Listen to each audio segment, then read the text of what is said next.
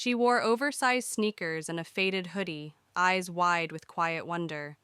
To most, she was invisible, just the janitor's daughter tagging along.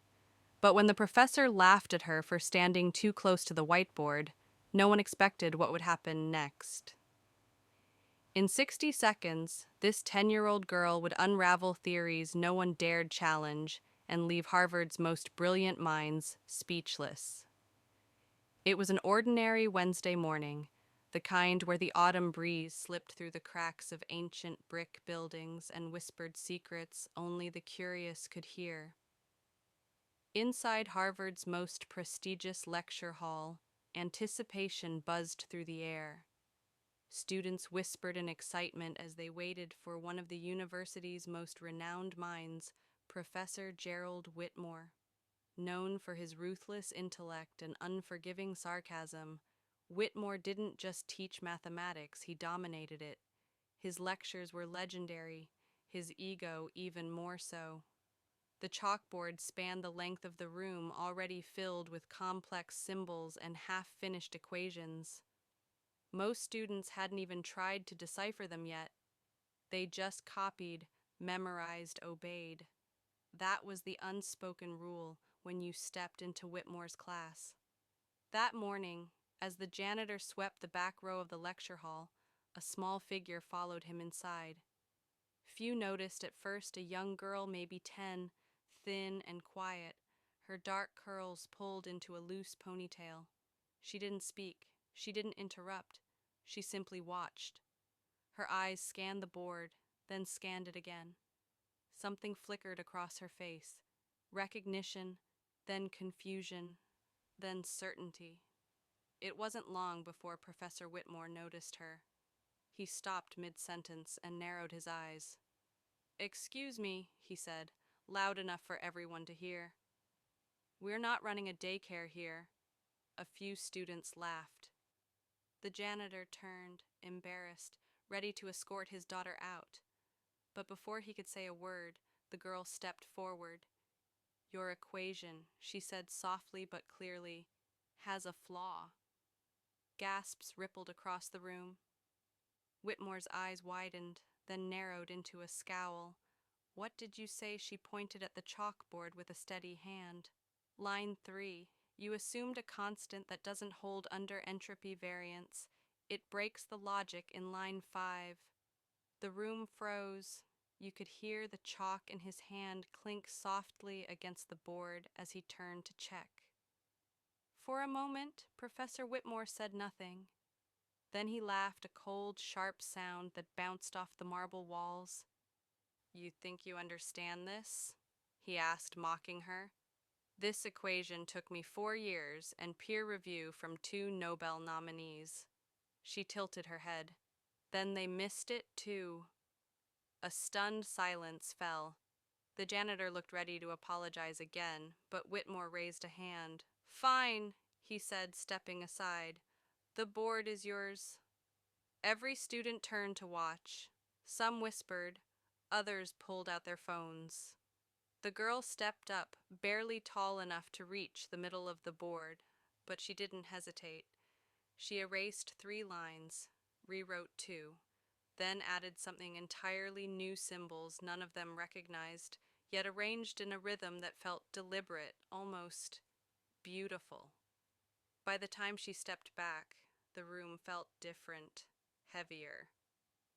Whitmore stared. His hands were clenched behind his back. His eyes darted across the board, scanning, calculating, trying to disprove what he was seeing. Then he sat down. The professor, Harvard's fiercest intellect, sat down in the front row, silent. "Who are you?" he finally asked. "My name's Lila," she said. "My dad works here. He lets me sit in the hallway sometimes."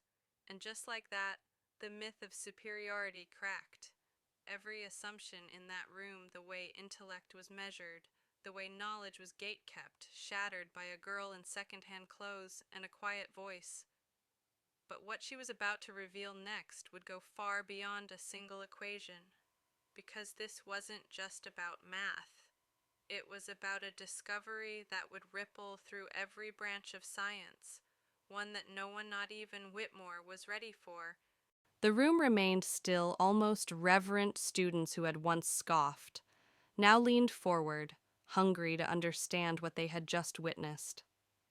Lila stood quietly, her hands still slightly smudged with chalk, as if unaware she had just flipped an entire academic hierarchy upside down.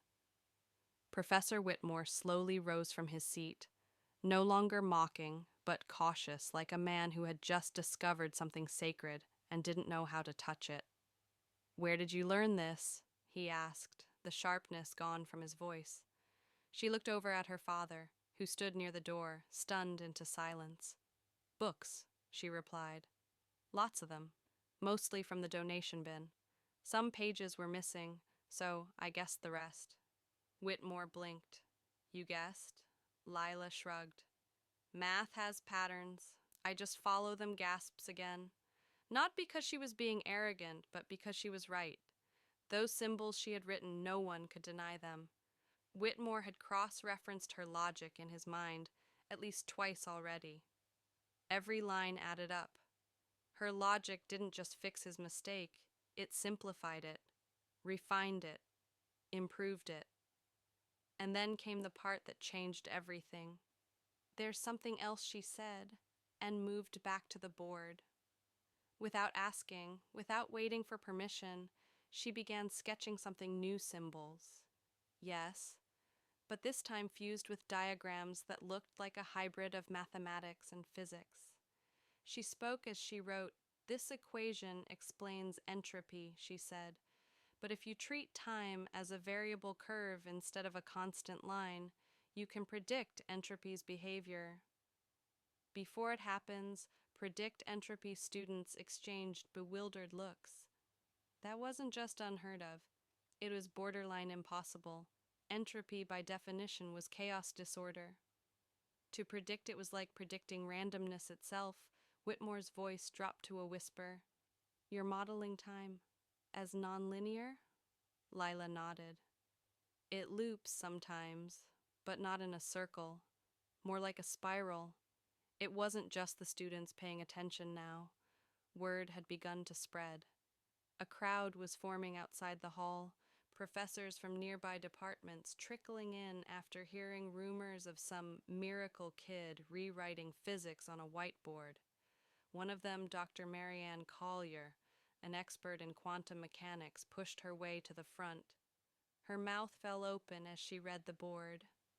This is similar to the Hawking-Ravelli loop interpretation," she murmured. "But cleaner. My God, cleaner." Within minutes, what started as a normal lecture turned into a spontaneous symposium. Professors debated. Some tried to challenge her claims. Others asked for clarification. Lila answered each question calmly, sometimes with a quick calculation, sometimes with just a quiet smile and a nod. And every time, she was right. Her father stood in the back, still holding his broom, too stunned to move. The man who once mopped this very floor now watched his daughter teach the minds who ruled it. Whitmore finally raised a hand. The room fell silent again.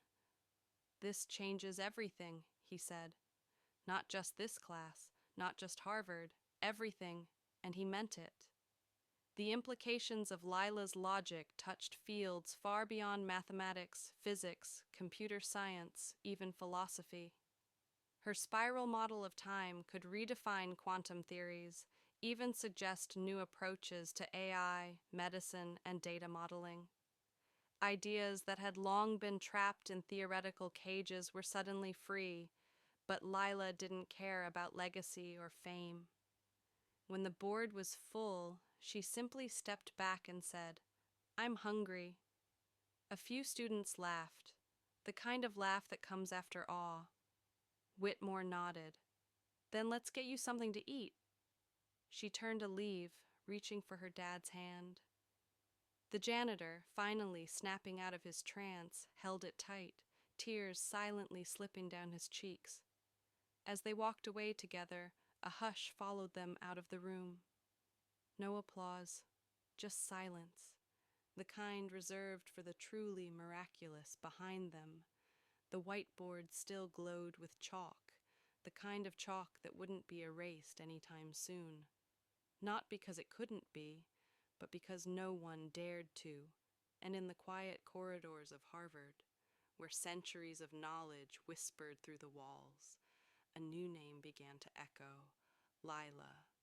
Not a student, not a prodigy, a revolution.